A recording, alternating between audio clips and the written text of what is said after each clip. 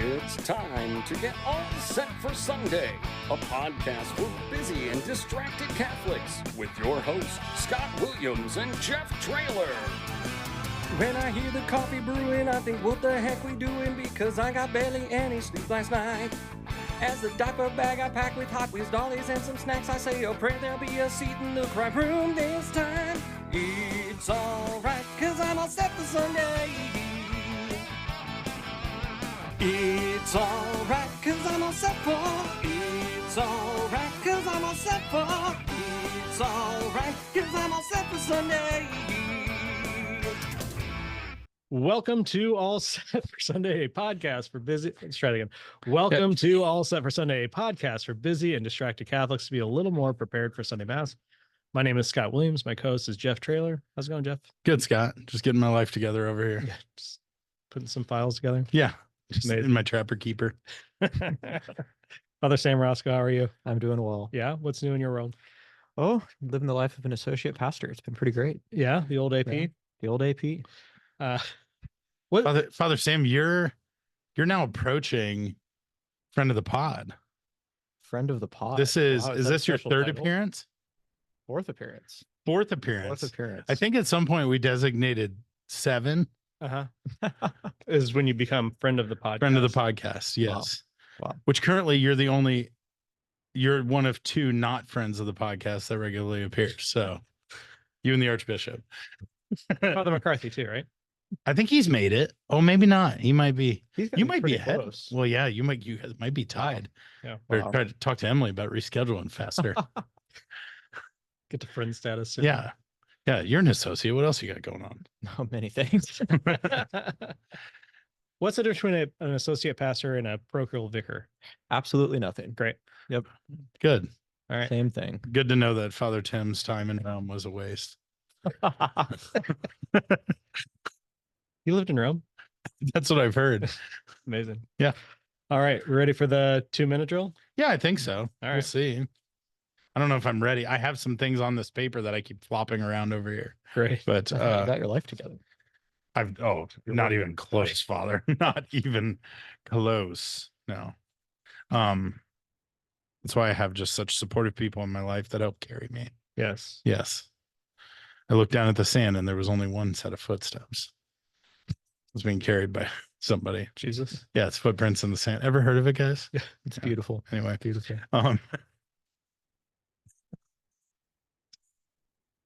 Remind me of that during dumb questions. There's a Got good it. one there. All right. 22nd Sunday in ordinary time. This was a quick banter deletion here. This was real quick. We got out of the banter, even though I'm still bantering. But But banter more? I mean, I'm just letting Father Christian's gonna be thrown off. He's gonna come in like mid-second reading here. That's true. Yeah. He messaged me after last week's podcast and said, Father McCarthy clearly doesn't listen to the podcast if he doesn't know I don't like banter because you guys talk about it all the time. So there you go, Father Christian. All right. Our 22nd Sunday in ordinary time. First reading is from Deuteronomy. Actually. So Moses instructs the Israelites to listen to God's laws and decrees so that they can live and take possession of the promised land. All right. Follow the rules. Here's this prize at the end of the rainbow. He warns them not to add or take away from these commands, but do them exactly as given. And by following these laws, the Israelites will show their wisdom and understanding to the nations who will recognize the greatness of their God. Moses emphasizes that no other nation has such righteous laws or a God so near to them as the Lord is to Israel. That reminds me of another thing I want to write down. Sorry, everybody pause for my brain power. You're good. Our responsorial psalm then. Oh, I'm on the wrong page. This is great. Great content. I'm doing a good Page job. 262. He's doing a good job. Got it.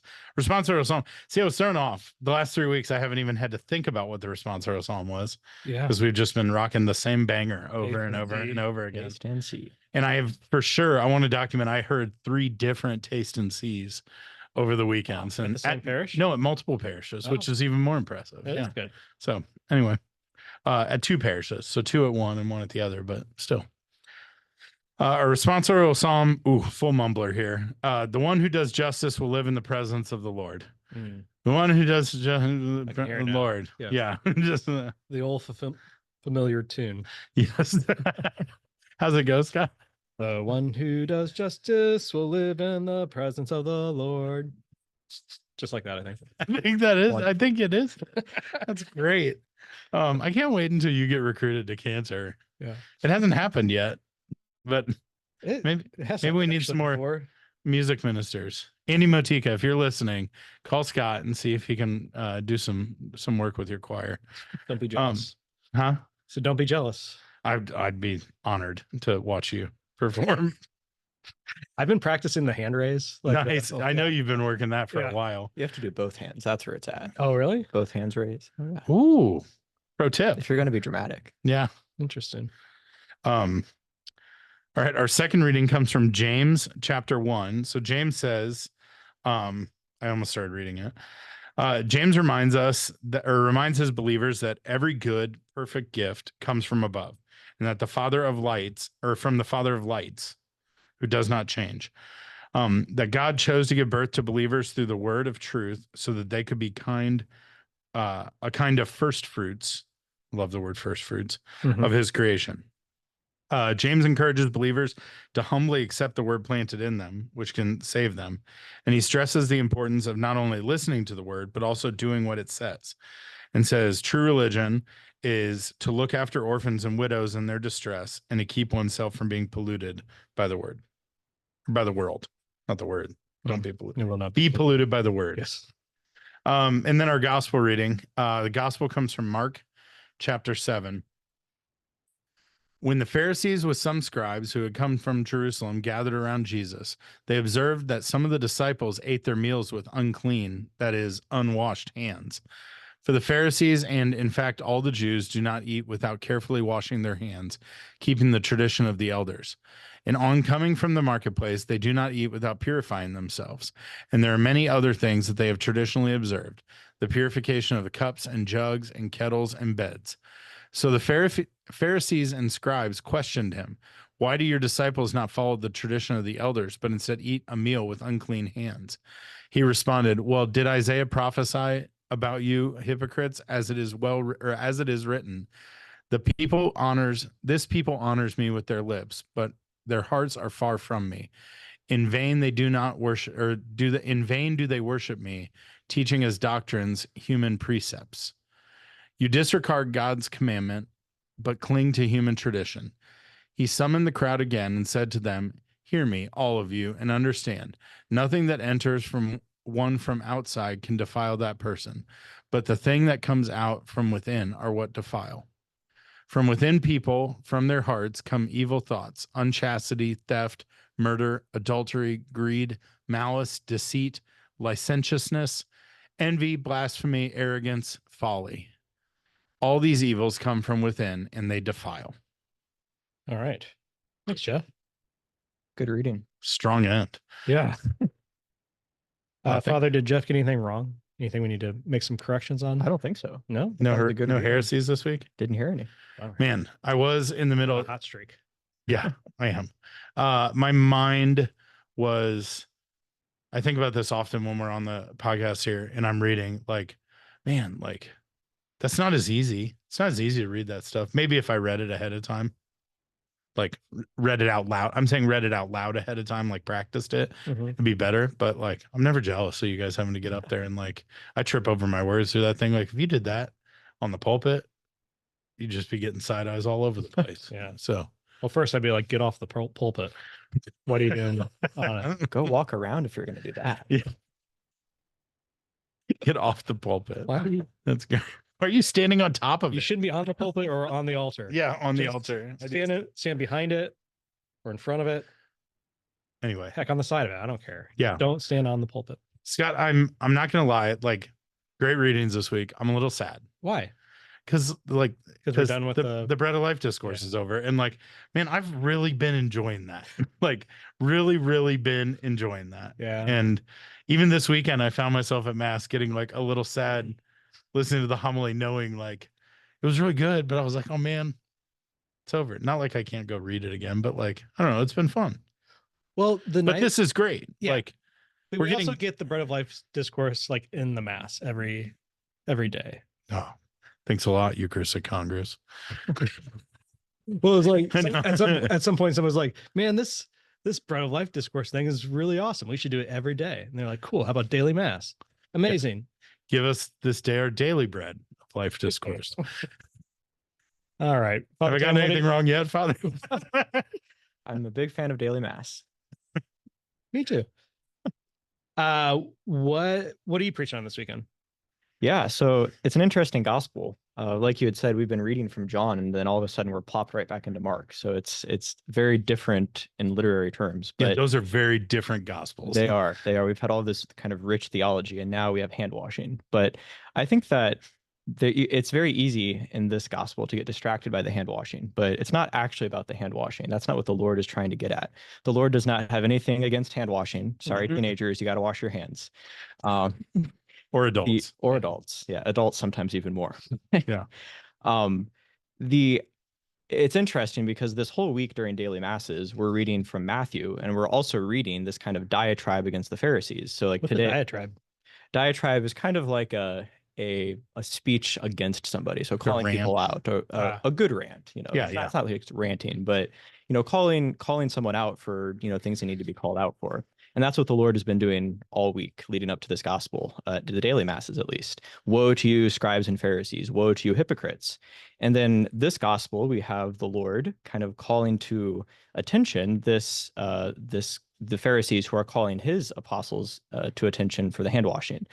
Now, I think that it's easy for us as Catholics sometimes when we hear these gospels against the scribes and the Pharisees, oh, you hypocrites, you cling to human traditions, to human laws, and your hearts aren't there. And we can kind of get a little squirmy and uncomfortable because if we look at our faith, we have lots of traditions, right? We have lots of purifications, lots of hand washings. We have lots of vestments, phylacteries that have been widened, all of these things. And we can kind of get defensive and say, wait a second, are these bad? Is the Lord kind of telling us we should go away from these things? And there are two extremes that can form. So we have the extreme of the Pharisees, right? Where they're all about the externals, they're all about the hand washings, but their heart is not in it. Whereas we have the other extreme where we say, okay, well, let's just get rid of that completely. And all of these external traditions of religion are bad, and we're just going to get rid of them. It's only about what we do in our heart. And the Lord is actually calling us into the middle here. So what the Lord is asking us to do is to look at these traditions, look at these human laws and customs and these things that are meant to lead us to God, and then examine our own hearts and say, how is this leading me into a deeper relationship with God? Because that's the whole point of it. So to make the externals align with our internals. So for the ritual hand washings, for instance, how is my own heart reflecting that? Am I purifying my own heart from all of these things that, licentiousness, lustful thoughts, uncharity, all of these vices and sins? Am I also purifying my heart? And that's what the Lord, I think, is challenging us to do. So it can be tempting just to read these gospels and say, let's get rid of the traditions. But actually, I think the Lord is calling us deeper into them. Let's understand our traditions more so that we can live them out in our lives. Yeah, understand the why, not just the what. Yeah. We at the lunch table today here at work, we have a wide variety of people who work in our building, and lunch is always an entertaining conversation. And today I was listening to two of the members of our team, one who's Catholic, one who's not.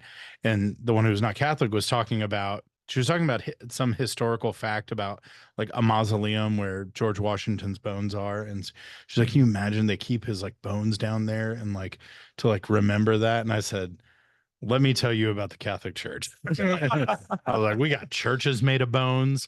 We got whole catacombs and everything like, yeah, we're all about it. Like, but this reminded me of that because the traditions of the church can be a thing that scare people. Like they scare Catholics sometimes, but also like it can be an intimidating thing to others.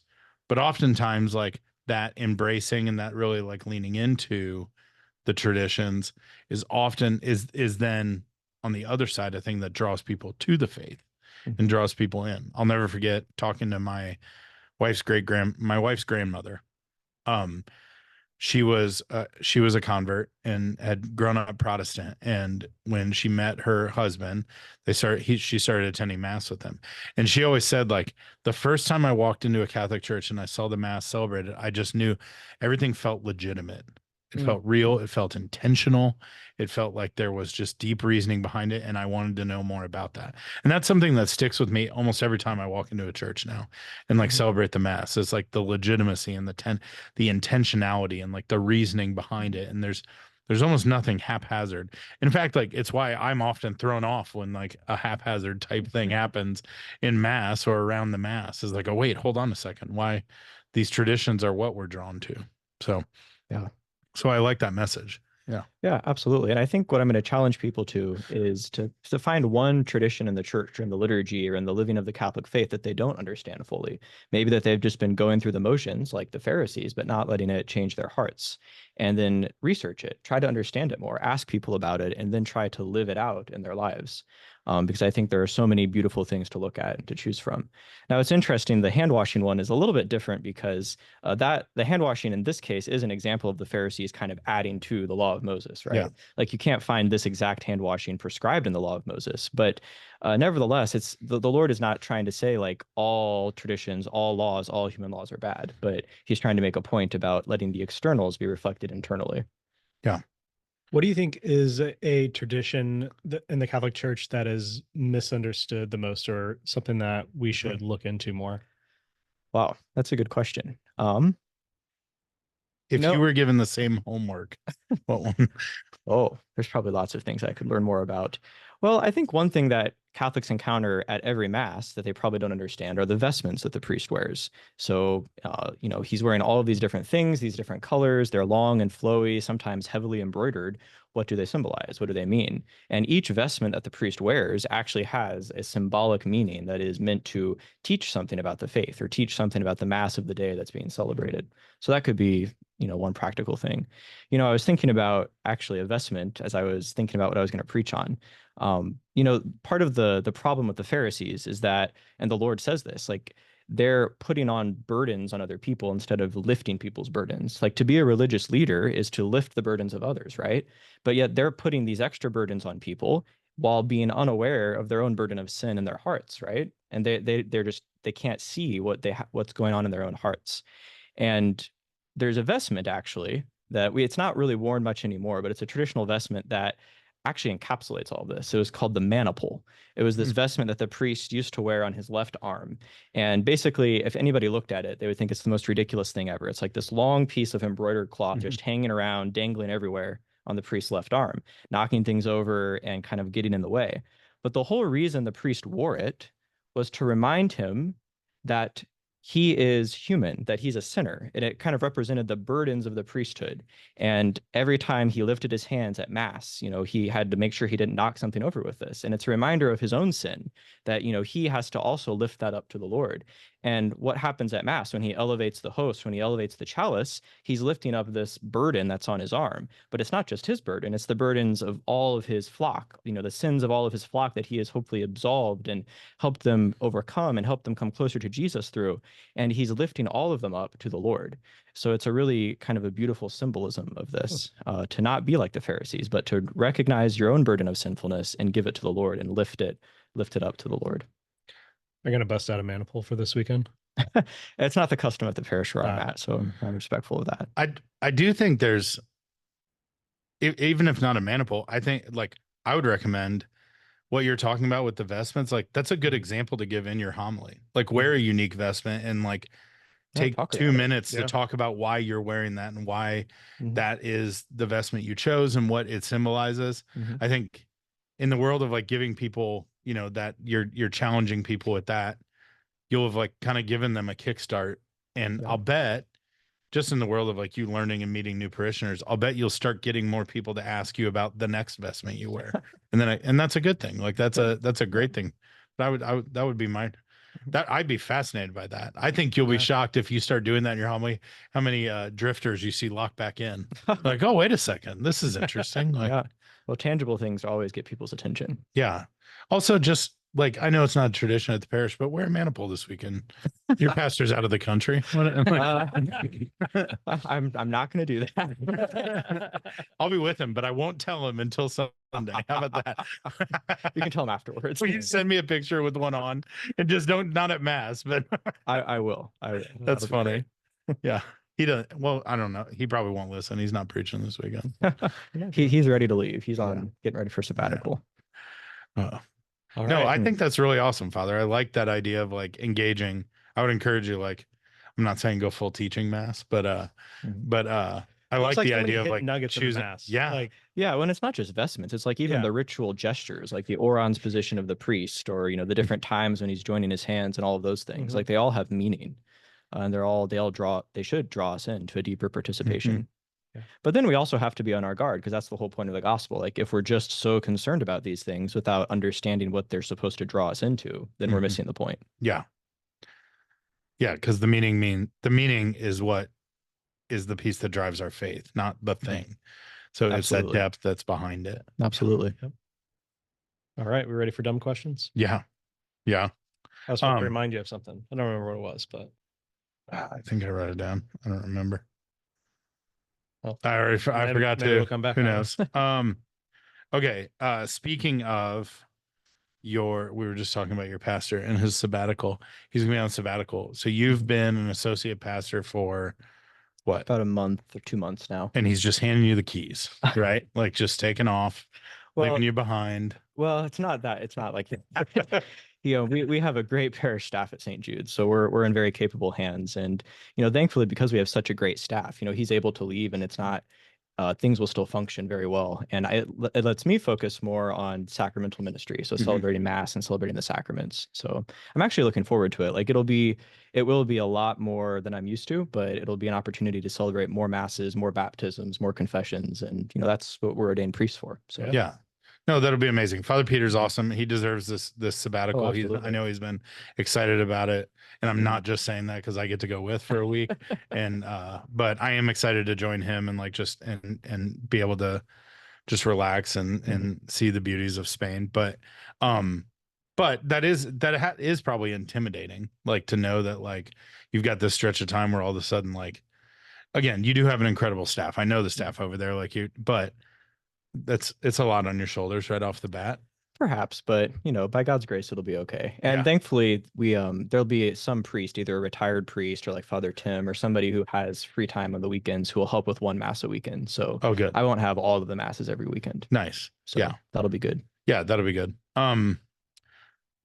Okay, you were talking earlier about how you don't like to wear a clip-on microphone. Are you more of an over-the-ear Britney Spears mic? I'm kind of against microphones completely.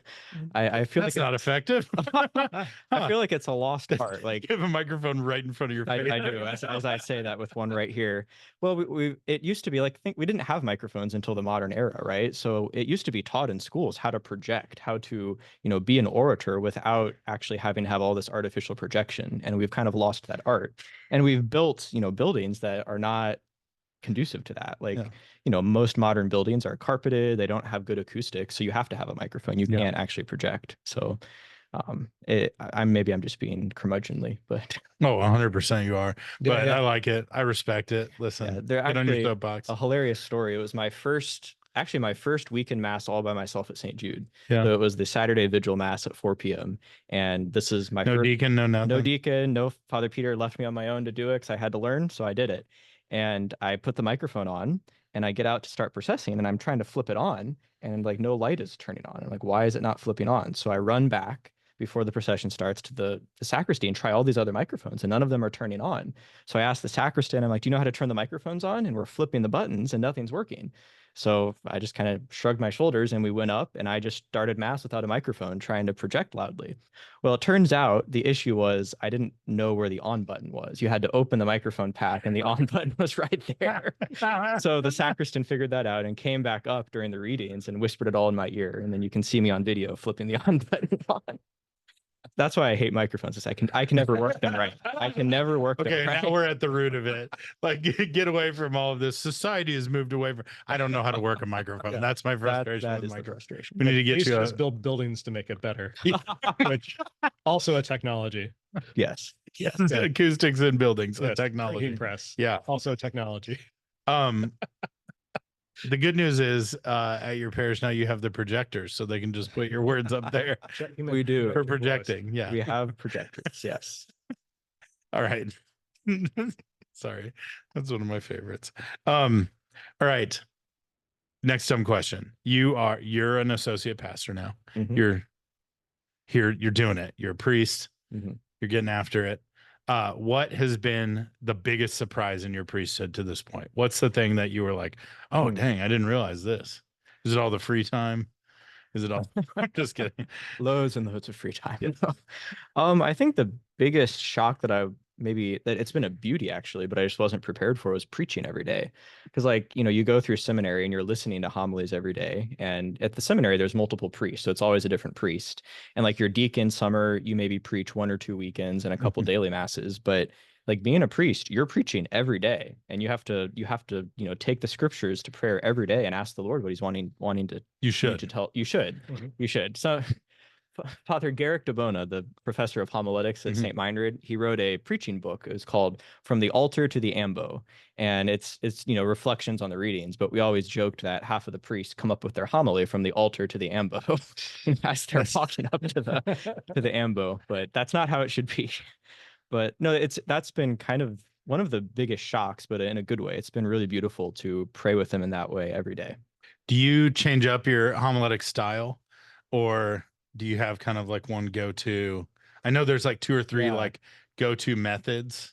Yeah, there are definitely lots of methods. I don't know. I haven't really settled on one. I kind of change it up a lot. Before I came to St. Jude, I pretty much wrote out every homily. I would always read from a text. But Father Peter is a brilliant homilist. Like he's one of the best homilists I've ever met. And he preaches kind of walking around the front of the altar, but kind of all extemporaneously. And so that's kind of what I've tried to do a little bit. Now I'll usually preach from the pulpit, but not from a text. And it's gone really well, I think. I've enjoyed it. And there's kind of a lot more freedom there. Do you have notes or? Sometimes, but not usually. Okay, good for you. I mean, if you structure the homily right in your preparation, you can do it without notes. So, no, but you're right. Like, I do think there's value in like, don't wander away yet. Sure, like that's for sure. Some of the best preachers I know are ones who like move out front and like, but they can do it. And I often find myself so enthralled and thinking like, how did they remember to move on to that next point? And how do they like, it is impressive. Yeah. But I've also seen others just go on rants or not rants necessarily, but like totally lose track and then all of a sudden be like, oh yeah. And so the readings tell us that. Yeah. Well, the thing is, if you're going to preach without a text, you have to actually be more prepared. Like it takes a lot more work to do it that way than to read from a text. But preaching has been a beautiful experience. Good. Yeah. That's awesome. So what's been like the hardest thing that you've encountered? I mean, maybe that's it, but like, what's or I guess I should say this, like you knew you were going to preach every day. I guess what you're saying is like, it's been surprising how enriching that's been, but also challenging. But what's the thing like you didn't realize was a part of this?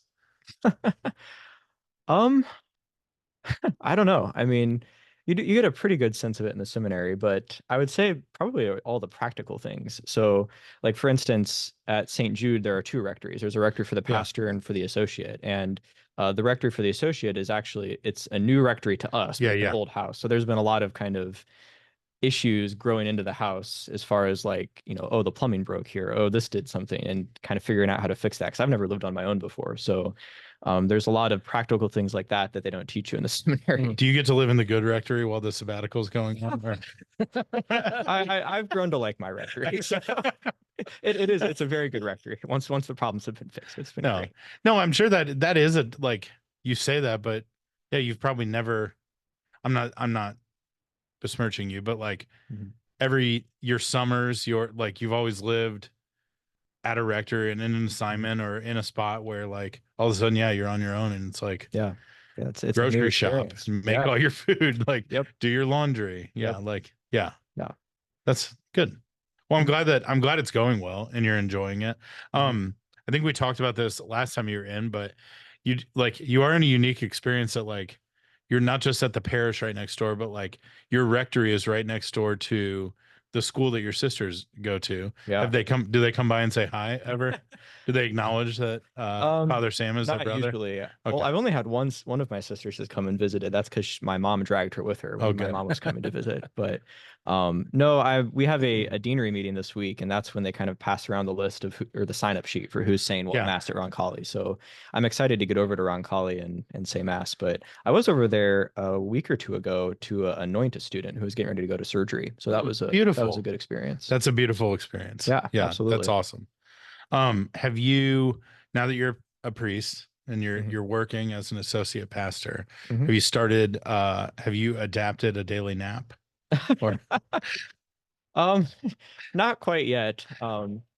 Being a lover of Italian culture, I'm all for the riposo after lunch, but I would say the riposo for me is more of just kind of being alone and just reading a book or something. But I'm sure the daily nap will come. Yeah. All right. I forgot to ask you this last time you were here, but new priests get to offer a blessing that is special for new priests in the first year of ordination. Is that right? Yeah. Can we snag one of those? Sure. Absolutely. Bless the pod. Bless the what? Bless the podcast. The podcast. I don't know. I'm not the Pope. I know the Pope can bless through technology. I don't know. Not all the listeners. I'm saying like the podcast as an entity. I'm just kidding. It's like AI. That's something none of our other guests can do. There we go. That's true. There you go. Well, I'll extend the blessing to you. The Lord be with you. And with your spirit. May the blessing of Almighty God, the Father and the Son and the Holy Spirit come down upon you and remain with you forever. Amen. Amen. There you go. Thanks. Right. Special graces. I almost let loose with a name, right? The first blessing? Yeah. Not really, actually. No? So a lot of people. What makes it special? There's something special about it. So a lot of people, and it's been like one of the longest told rumors for a long time, but they think that there's a plenary indulgence with the first blessing of a priest, and there's actually not. There's a plenary indulgence if you attend a priest. Can we get one of those? Well, if you came to my first mass, you could have gotten one, but there's a plenary indulgence attached to that, but not to the blessing. So a lot of people think that, but we don't really know what the special graces are. We just know that there are special graces. There are special graces, just with not a priest plenary. Just not a plenary indulgence. You can get a plenary indulgence for many things, but not for that. Okay, good. I held back. I'm proud of myself, but I almost went with an also with you. I was like, wouldn't that be funny? It's funny giving blessings like that to, really faithful Catholics who even go to daily mass. You'll start with the Lord be with you, and they'll just stare at you because they're just not used to making that response, I guess, one-on-one. Yeah. And you would think that it comes like that as a Catholic, but that's been kind of amusing. Yeah. Scott always responds with a hand. So. Your hands with two hands, yes. All right. Thanks again, Father. Thank you, Father. You're welcome. Thanks for having me.